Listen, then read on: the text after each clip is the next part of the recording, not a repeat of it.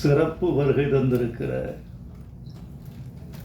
தமிழ்நாடு வணிகர் பேரமைப்பின் பெருந்தலைவர், கருப்பு நெருப்பு என்று எங்களால் அழைக்கப்படும் விக்ரமராஜா அவர்களே, தயாரிப்பாளர் ராஜேந்திரன் அவர்களே, இயக்குனர் ஆதி ஆறுமுகம் அவர்களே, படத்தில் பங்கு கொண்ட கலைஞர்களே, படக்குழுவைச் சேர்ந்த நண்பர்களே, மேடையில் அமர்ந்திருக்கும் மேன்மைக்குரிய பெருமக்களே, என்னுடைய ஆதி வரிகளையெல்லாம் இந்த அவைக்கு எடுத்துச் சொல்லி என்னையும் களிப்புறச் செய்திருக்கிற இயக்குனர் அரவிந்தராஜ், பேரரசு, அம்மையார் வடிவுக்கரசி அவர்கள், இன்னும் பெருமைக்குரிய பெருமக்கள் அனைவருக்கும் என் அன்பான வணக்கத்தையும், ஊடக நண்பர்களுக்கும் பத்திரிகையாளர்களுக்கும் என் அன்பையும் தெரிவித்துக் கொள்கிறேன். நண்பர்களே, இந்த விழா வித்தியாசமாக தொடங்கி வித்தியாசமாக நடந்து மிக மாறுபட்ட முறையில் முடிந்திருப்பதாக நான் கருதுகிறேன். ஒரு படத்தின் பாடல்கள், ஒரு படத்தின் கலைக்கூறுகள், ஒரு படத்தின் அழகியல், இவற்றோடு முடிவதுதான் ஒரு திரைப்பட பாட்டு வெளியீட்டு விழாவின் சம்பிரதாயங்கள் அல்லது கண்மூடித்தனமான மரபுகள். ஆனால் அதை தாண்டி இந்த விழா சமூகம் குறித்து பேசியிருக்கிறது, மண் குறித்து பேசியிருக்கிறது, மண்ணின் தாவரமான பனையை குறித்து பேசியிருக்கிறது. இந்த பனை என்பது படத்தின் பெயர் அல்ல. இந்த பனை என்பது மண்ணின் பெயர், மக்களின் பெயர், நம்முடைய கலாச்சாரத்தின் குறியீடு என்று நான் கருதுகிறேன். ஒரு படத்திற்கு தலைப்பு மிக மிக முக்கியம். என்னை பொறுத்து கொண்டால் நான் ஒரு செய்தியை சொல்ல வேண்டும் என்று ஆசைப்படுகிறேன். கடந்து போய்விடுவது என்பது எளிது. ஆனால் கடந்து போகிற பொழுதே கருத்து சொல்வது ஒரு கருத்தாளரின் உரிமை, மரபு என்று நான் கருதுகிறேன்.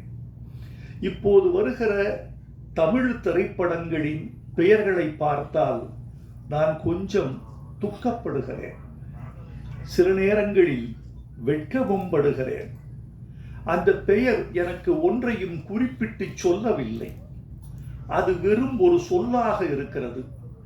தமிழில் சொற்களுக்கா பஞ்சம், தமிழில் தலைப்புகளுக்கா பஞ்சம், தமிழில் அழகான சொல்லாடல்களுக்கா பஞ்சம். நல்ல பெயர்களை, தனித்துவமான பெயர்களை ஏன் நீங்கள் சூடக்கூடாது என்று பார்க்கிறேன். பத்திரிகைகளில் அந்த அதிகாலை செய்திகளை புரட்டி பார்க்கிற பொழுது, தலைப்புகளை பார்க்கிற போது, அடுத்த பக்கம் செல்வதற்குள் அந்த தலைப்பு ஒரு மின்னலை போல் என் மூளையை கடந்து முடித்து விடுவதை பார்க்கிறேன். தலைப்பு என்றால் நெஞ்சில் தைக்க வேண்டாமா? என் இருதயத்தில் சென்று பசை போட்டு ஒட்டி கொள்ள வேண்டாமா? என் நான் திருப்பி உச்சரிக்க வேண்டாமா? ஒரு தலைப்பு என்பது ஒரு படத்திற்கு ஒரு கருத்தை சொல்வதாகவும், இன்னொன்று ஒரு காட்சியை விரியச் செய்வதாகவும், அது குறித்த எதிர்பார்ப்பை ஏற்படுத்துவதாகவும் அமைய வேண்டும் என்றுதான் நம்முடைய முன்னோர்கள் எல்லாம் தலைப்பு வைத்தார்கள். பழைய தலைப்புகளை எல்லாம் பார்த்தால் அந்த தலைப்பில் கதை வரும். மங்கையர் உள்ளம் மங்காத செல்வம் என்றால் ஒரு சமூகத்தின் பண்பாடே வந்துவிடும்.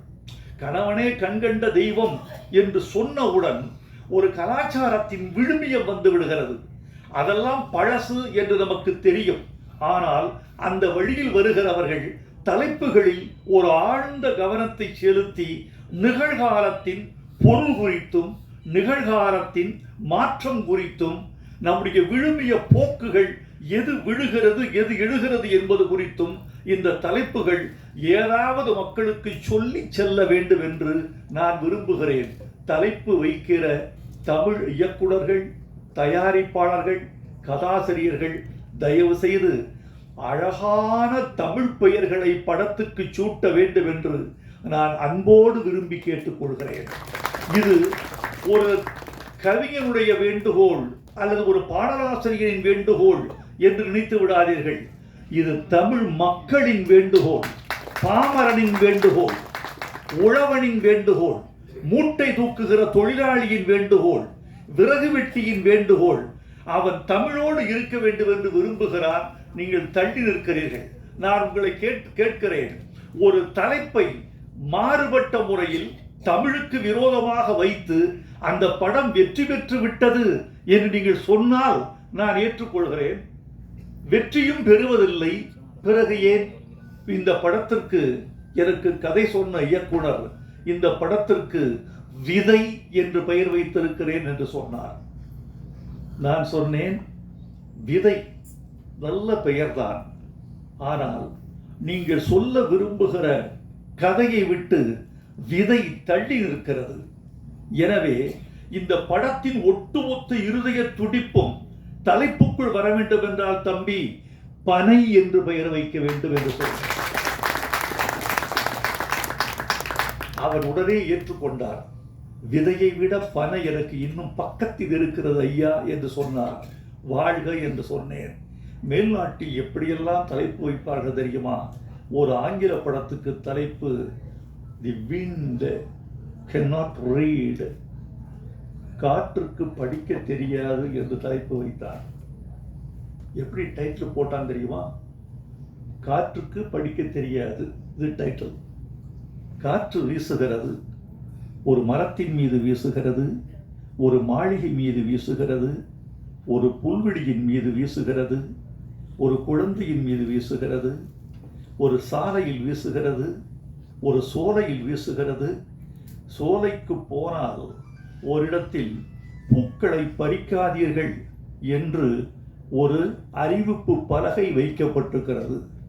இப்போது காற்று வேகமாக அடிக்கிறது, பூக்கள் புல்வெளியில் உதிர்கின்றன. அங்க போட்டிருக்கான், காற்றுக்கு படிக்க தெரியாது.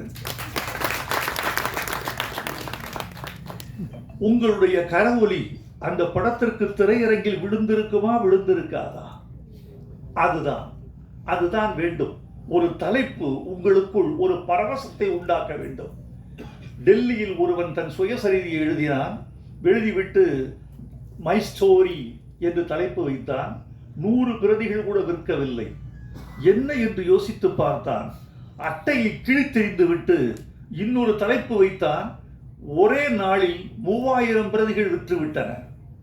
அவன் வைத்த தலைப்பு மை ஸ்டோரிகளை மாற்றி என் மகனின் தந்தையின் கதைன்னு வச்சான். அது அவன் கதை தான், அது அவன் கதை தான்.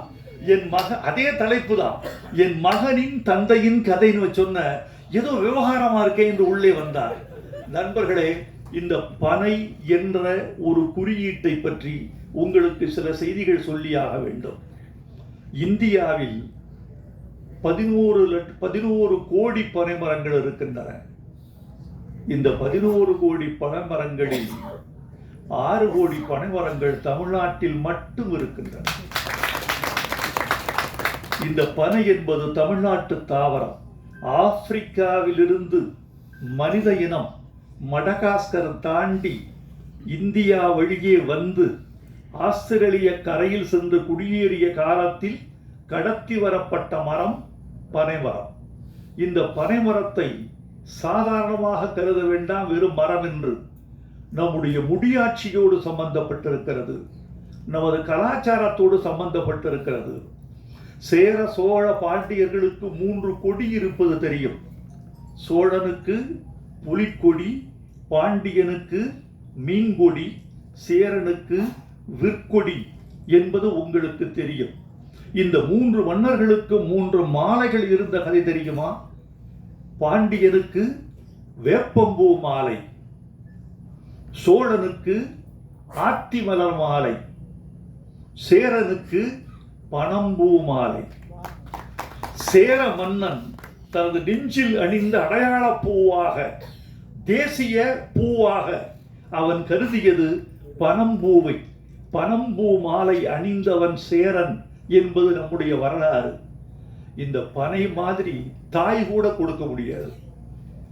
அதாவது நீங்கள் தாய்க்கு கூட நீங்கள் எவ்வளவு கடமையை செய்ய வேண்டும் என்று உங்கள் மனசுக்குள் ஒன்று இருக்கும்.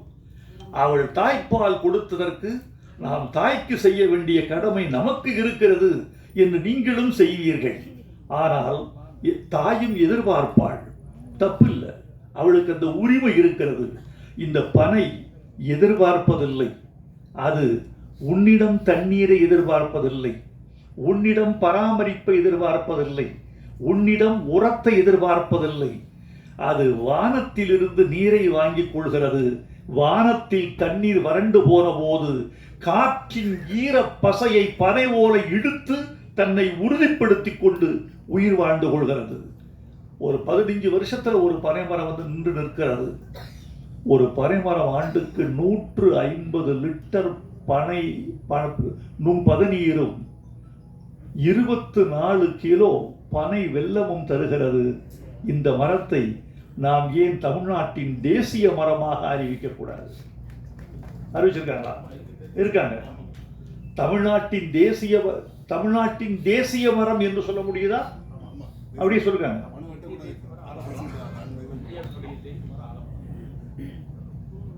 பனைமரத்தை தமிழ்நாட்டின் தேசிய மரமாக அறிவித்துவிட்ட செய்தி சொல்லுகிறது பனைமரம் எவ்வளவு இந்த நாட்டில் உணரப்பட்டிருக்கிறது என்று. இந்த பனைமரத்தை நாம் வெறும் தலைப்பாக மட்டும் கருத வேண்டாம் தோழர்களே. பனை சார்ந்த வாழ்க்கை, அந்த வாழ்க்கையோடு கூடிய மனிதர்கள், இவர்களின் கதையாக இந்த பனை இருக்க வேண்டும் என்று நான் விரும்புகிறேன். இந்த பனையை காட்சியை இன்றுதான் உங்களோடு நான் நின்று பார்த்தேன். எனக்கு மகிழ்ச்சி. படத்தில் வெற்றியின் கூறுகளை பார்த்தேன். முழு படத்தை பார்க்காமல் கருத்து சொல்வது அவ்வளவு உகந்ததல்ல. என்னுடைய விருப்பத்தை தெரியப்படுத்திக் கொள்கிறேன். இந்த படம் வெற்றி பெற வேண்டும் என்பது என் விருப்பம், வெற்றி பெற வேண்டும் என்பது என் வாழ்த்து. அதற்குரிய கூறுகள் இந்த படத்தில் இருக்கும் என்று உங்களைப் போலவே நானும் எதிர்பார்க்கிறேன். இந்த படத்திற்கு பாட்டு எழுதினேன். மணிலால் கீரவாணியிடம் இருந்தவர் வந்து இசையமைத்து கொடுத்தார். அவருக்கு என் வாழ்த்துக்களை தெரிவித்துக் கொள்கிறேன். ராஜேந்திரன் கிடைத்தார் தயாரிப்பாளராக. பனைமரம் போல ஒருத்தர் வந்தார்.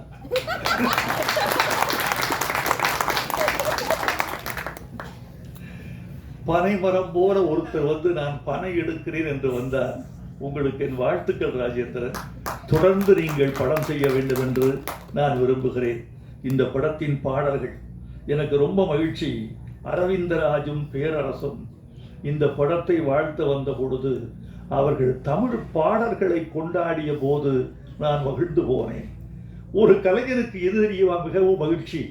இவர்கள் கொடுக்கிற பொன்னாடை, பூமாலைகள், தங்கச் சங்கிலிகள், இவைகளெல்லாம் ஒரு கலைஞனுக்கு பெரிதல்ல. இவைகளால் அவன் பூரித்து போக மாட்டான். அவன் விரும்புவதெல்லாம் ஒரு மேடையில் ரசிகனின் கரவொலி. அந்த கரவொலிக்கு இடையான சங்கீதம் வேறொன்றும் இல்லை. ஒரு மனிதனை உயிர்ப்பிக்கிற சங்கீதம் கரவொலி. அது எல்லோருக்கும் கிடைத்து விடுவதில்லை. அடுத்து அவனுடைய கலையை புரிந்து கொள்ளுதல். என் கலையை நீ புரிந்து கொண்டாய் என்பதுதான் எனக்கு வெற்றி. ஒரு ஓவிய கண்காட்சி நடந்தது.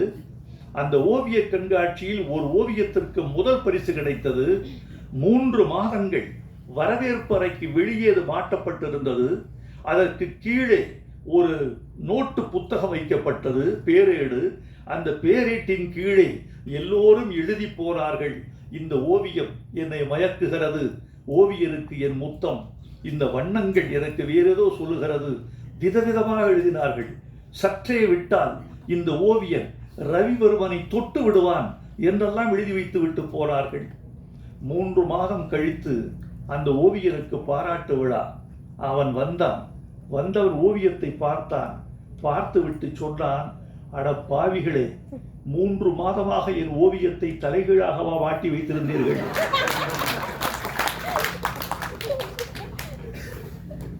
என்னை பாராட்டி புரியாமல் பாராட்டி இருக்கிறீர்கள். என் ஓவியத்தை புரிதல் தான் நான் கேட்கிற முதல் பரிசு. எனக்கு விருதெல்லாம் என் ஓவியம் ரசிக்கப்பட்டு விட்டது, துய்க்கப்பட்டு விட்டது, என் கலையின் ஜீவநாடி அறிந்து கொள்ளப்பட்டு விட்டது என்பதுதான் ஒரு கலைஞன் வேண்டுகிற மிகப்பெரிய யாசகம். அந்த யாசகத்தை நான் இவர்களுக்கு கேட்கவில்லை. ஆனால் இந்த பெருமக்கள் எல்லோரும் சொர்க்கோ பேராசிரியர் சொர்க்கோ தமிழ்நாட்டில் ஒரு முக்கியமான பேச்சாளர், பேராசிரியர், நல்ல பாடலாசிரியர், நல்ல எதிர்காலம் உள்ளவர். அரவிந்தராஜ் ஊமை விழிகள் செய்தவர். பேரரசு தமிழ்நாட்டு இயக்குநர்களின் முன்னணி இயக்குநர்களில் முக்கியமானவர். இவர்களெல்லாம் தமிழுக்கு ரசிகர்களாக இருக்கிறார்கள் என்பது எவ்வளவு பெரிய விஷயம். பாட்டை புரிந்து கொள்வதற்கு கொஞ்சம் தமிழின் விசாலம் வேண்டும். நான் தமிழர்களை எல்லாம் தமிழை ரசிக்கிறார்கள் என்றுதான் நம்புகிறேன். நான் நம்புவதற்கு காரணமே, தமிழ்நாட்டு மக்கள் பழமொழிகள் படித்து வந்தவர்கள், விடுகதை போட்டு வந்தவர்கள். எழுத்தறிவு இல்லாதவன் கூட தமிழோடு உறவாடி வந்திருக்கிறான் தமிழ்நாட்டில். அவனை கேட்டால் விவாதிப்பான், அவனை கேட்டால் விமர்சிப்பான், அவனை கேட்டால் பழமொழிகளில் பதில் சொல்வான், அவனை கேட்டால் விடுதலைகளிலும் சிக்க வைப்பான். அப்படி தமிழன் தன்னுடைய வாழ்வோடு தமிழோடு ஊறி வந்திருக்கிறான். எனவே இந்த தமிழும் அவனுக்கு புரியும் என்று நம்பிக்கையில் கொண்டுதான் வந்திருக்கிறேன். சில பேருக்கு புரிவதில்லை, அந்த இடத்தில் தமிழ் நிலைப்பதில்லை. ஒன்று சொல்லுகிறேன், திரைப்பட பாட்டை நான் எப்படி நினைக்கிறேன் தெரியுமா? வாழைப்பழத்துக்கும் ஆப்பிளுக்கும் ஒரு வேறுபாடு உண்டு. உங்களுக்கு தெரியும், ஆப்பிள் கொஞ்சம் பணக்காரர்களின் பழம், வாழை கொஞ்சம் ஏழைகளின் பழம். வியாபாரிகள் சங்க தலைவரை வைத்துக் கொண்டு அவருக்கே பாடம் எடுத்துக் கொண்டிருக்கிறார். ஒன்று சொல்லுவார்கள், திரைப்பட ஏழைகளின் ஆப்பிள் வாழைப்பழம் என்பது பழமொழி. நான் பாமரர்களின் கவிதை திரைப்பட பாட்டு என்று நினைக்கிறவர். வாழைப்பழம் எப்படி ஏழைகளுக்கு ஆப்பிளின் சக்தியை கொடுக்கிறதோ, பாமரர்களுக்கு கவிதையின் சக்தியை கொடுக்கிறது. நீங்கள் கொஞ்சம் புரிந்து கொண்டால் உங்கள் மூளை விசாலப்படும், உங்கள் ரசனை அகலப்படும், உங்கள் வாழ்வு செழுமை உறும், உங்கள் இதயம் மகிழ்வுறும். உதாரணமா ஒரு பாட்டு, இது புரிஞ்சுக்கிட்டு இருக்கீங்களா? மலர்களைப் போல் தங்கை உறங்குகிறாள் என்று கவிதை வடித்தார் கவியரசர் கண்ணதாசன். அதில் ஒரு வரி, தங்கைக்கு திருமணமாகிறது, வளர்கிறாள், போகிறாள், வரவேற்கப்படுகிறாள், இப்படி பாட்டு போகுது. தங்கையின் எதிர்காலம் குறித்து அண்ணன் கனவு காண்கிறான். அவ சொல்றான், பூமணம் கொண்டவள் பால்மணம் கண்டாள். இந்த பொருள் எத்தனை பேருக்கு புரிஞ்சிருக்கு? பூமணம் கொண்டவள் பால்மணம் கண்டாள். ஒரு கவிஞன் 10 மாதத்தை 4 வார்த்தைகளில் கிடக்கிறார். பூமணம் கொண்டவள், மலர் சூடிக்கொண்டாள், மணவாளனால் பூமணம் கொண்டவள், 10 மாதத்தில் குழந்தை பிறந்துருச்சு, பால் மனம் கண்டாள். அந்த 10 மாதத்தை 4 சொற்களில் கிடக்கிறான் கவிஞன். இதை புரிந்து கொள்கிற போது மொழி மீது காதல், கவிஞன் மீது காதல், நம் மீதே காதல், நம் கலாச்சாரத்தின் மீது ஒரு பெரிய செறிவு விரிவு இதெல்லாம் வருகிறது. கன்னத்தில் ஒன்னே ஒன்று கடனாகத்தாடா, கல்யாண பரிசுல என்ன அர்த்தம்? கன்னத்தில் ஒன்னே ஒன்று கடனாகத்தாடா, கடன் தந்தால் என்ன அர்த்தம்? திருப்பி தரணும். கன்னத்தில் ஒன்னே ஒன்று கடனாகத்தாடா, கடனா கொடுத்துட்டீல்ல, நான் திருப்பி தரணும் இல்ல, நான் வட்டியும் ஸ்போர்ட்ல கொடுப்பேன். நீ ஒரு முத்தம் கொடுத்தால் நான் திருப்பி 1, வட்டி 1, நான் 2 முத்தம் கொடுப்பேன். கன்னத்தில் இதெல்லாம் இவ்வளவு அழகு இருக்கு. இப்போது நான் சொன்ன பிறகு இந்த சபை கைதட்டுவதை பார்த்து நீங்கள் புரிந்து கொண்டால் உங்களுக்கு நீங்களே கைதட்டிக் கொள்ள மாட்டீர்களா? உங்களோடு சேர்ந்து தமிழும் கைதட்டாதா? இது பட்டுக்கோட்டை பாட்டு. வாலி எழுதினாரு, வளையல் போட வர்றாரு கல்யாண பொண்ணுக்கு. கல்யாண பொண்ணு கண்ணான கண்ணுன்னு ஒரு பாட்டு. அதுல பொண்டாட்டி புருஷன் 2ஆக இருந்தால், இது வரைக்கும் தான் தெரியும், பொண்டாட்டி புருஷனுக்கும் பொண்டாட்டிக்கு சண்டை, 2 பேரும் ஒன்னா இருக்கணும், ஆனா 2ஆ இருக்காங்க. இந்த வளையல் போட்டா என்ன ஆகும்? பொண்டாட்டி புருஷன் 2ஆக இருந்தால் சராசரியா எப்படி எழுதுவான்? ஒருத்தன் 1ஆக செய்யும் வளையல் அப்படித்தான் எழுதுவான். பொண்டாட்டி புருஷன் 2ஆக இருந்தா 1 சேர்த்துரும் 2 பேரையும், அப்படிதான் எழுதுவான். வாலி எழுதினாரு, பொண்டாட்டி புருஷன் 2ஆக இருந்தால் 3ஆக செய்யும் வளையல். குழந்தை பிறந்துருமா.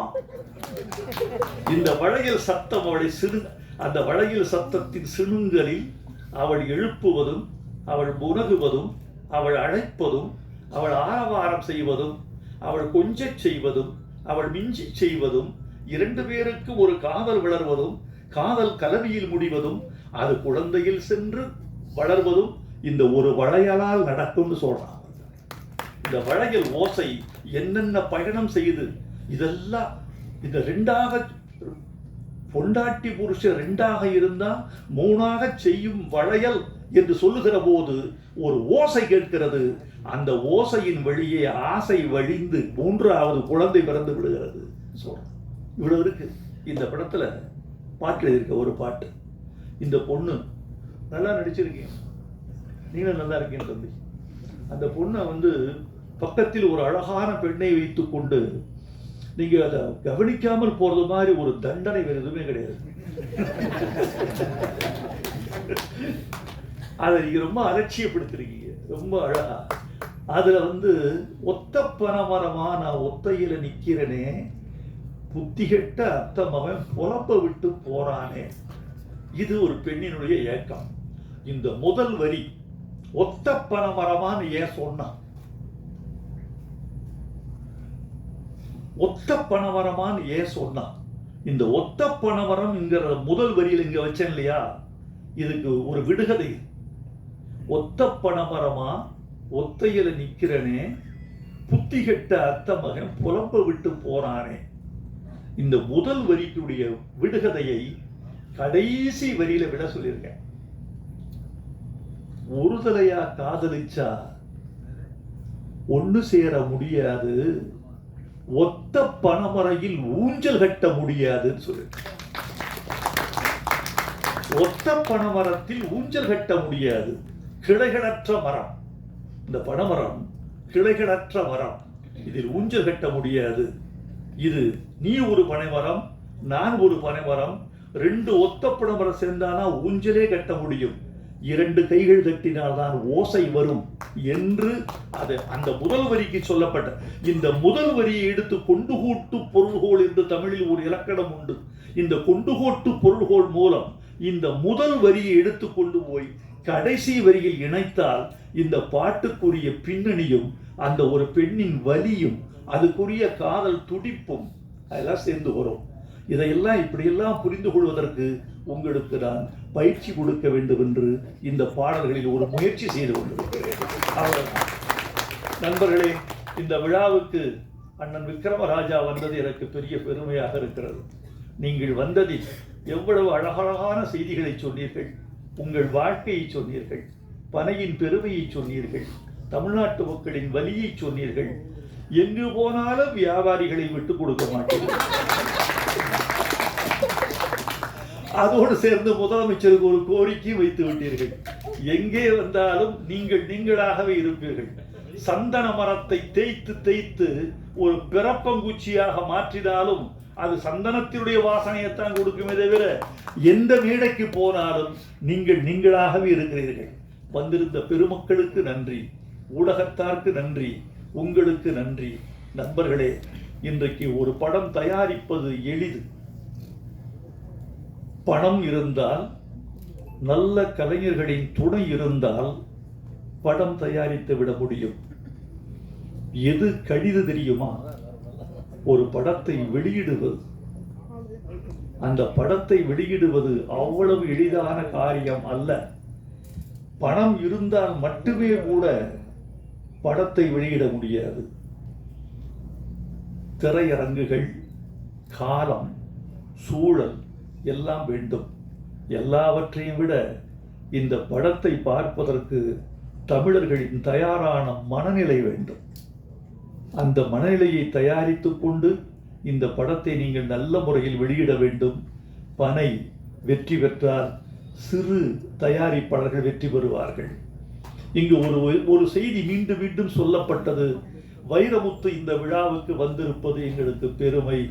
பல விருதுகள் பெற்றவர் இந்த சின்ன விழாவுக்கு வந்திருக்கிறார் என்று. விழாவுக்கு வருவதனால் தான் நான் விருது பெறுகிறேனே தவிர, இந்த விழாவுக்கு வருவதெல்லாம் தான் நான் பெருமை உறுகிறேனே தவிர, நான் பெரியவன், அதனால் இந்த விழாவுக்கு வந்தேன் என்று நான் ஒருபோதும் கருத மாட்டேன். ஏனென்றால் எவனுக்குள் என்ன குணம், எவனுக்கு என்ன வரம் கண்டதில்லை ஒருவருமே.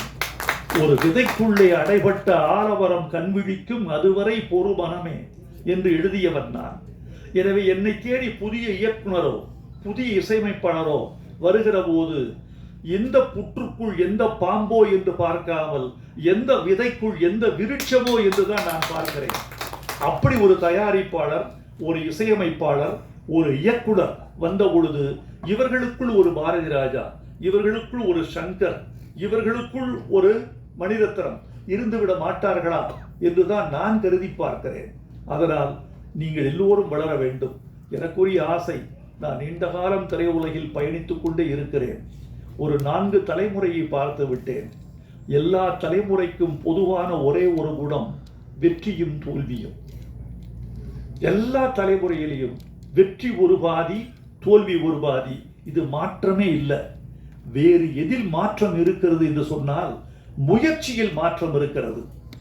தோல்விகளுக்கு பிறகு அந்த தோல்விகளை உரமாய் போட்டு மீண்டும் எழுந்து கொள்ள வேண்டும் என்பது பழைய தலைமுறைக்கு இருந்தது, புதிய தலைமுறைக்கு குறைந்திருக்கிறது. புதிய தலைமுறைக்கு ஒரு வார்த்தை, தோல்விகளை எல்லாம் பாடங்களாக கற்றுக்கொள்ளுங்கள், அடுத்தடுத்து முயற்சி செய்யுங்கள். பனை வெற்றி பெற வேண்டும். இந்த பனை ஒரு பெரிய சிறப்பு உண்டு. பனைக்கு மரமும் வெயிலில் காய்ந்து விடும். ஆனால் எந்த புயலுக்கும் சாயாத மரம், எந்த வெயிலுக்கும் காயாத மரம் பனை. அந்த பனை போல் இந்த படக்குழு வாழ்க என்று வாழ்த்தி விடைபெறுகிறேன். நன்றி.